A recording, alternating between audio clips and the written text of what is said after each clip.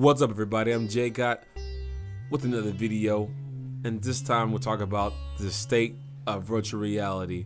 There's three big hitters. We have Sony, Oculus Rift, and HTC Vive.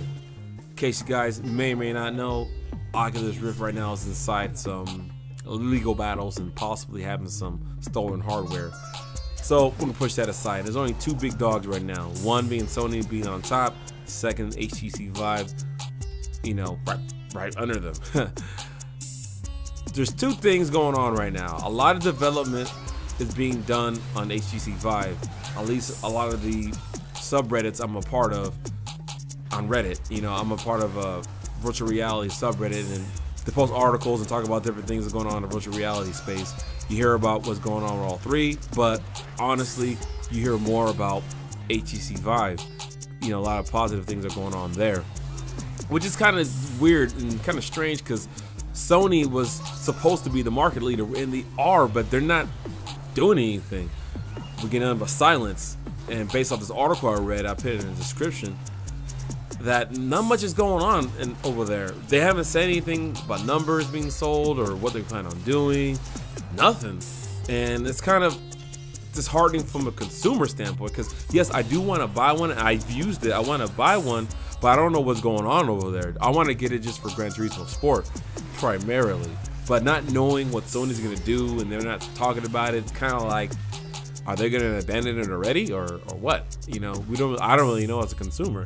On the other hand, with HTC Vive, which I do own and I've had it since I guess around the end of November, I've enjoyed it. You know, I've used it for Project Cars. It made me drive a whole lot better because it feels like I'm actually in the car and things like that. I've done other, you know, room scaled walking around type of activities and gaming, and it's just so cool. You know what I mean? That being said, a lot of things are being done on the Vive where people are coming out with tetherless adapters, so you're not tied to the system. And actually Valve, coming from Gabe Newell and Ask Me Anything, even stated that they're making a VR game from them, obviously, and then they're working on a what is this?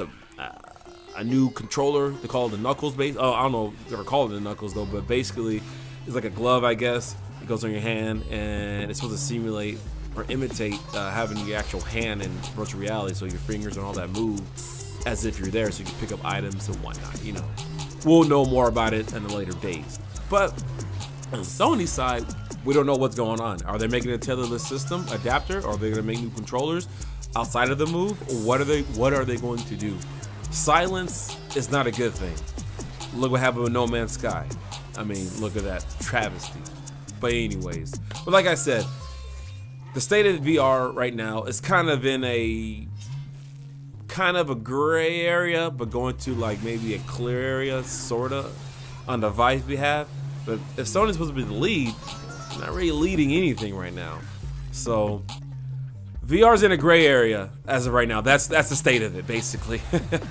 In a nutshell, you know, it's in a gray area until, in my opinion, until Valve does something. They're gonna be the ones that are gonna be throwing the innovation out there, bringing new ideas, and people bringing other ideas to the Vive because it's an open platform, unlike Sony's. Sony's is a closed, which is kind of good because they can control it, but it's a bad thing at the same time because nobody else with ideas can bring it to utilize it. So, you know, who knows what's gonna happen. I know E3's around the corner, but I really don't see Sony spending a lot of time speaking about it either.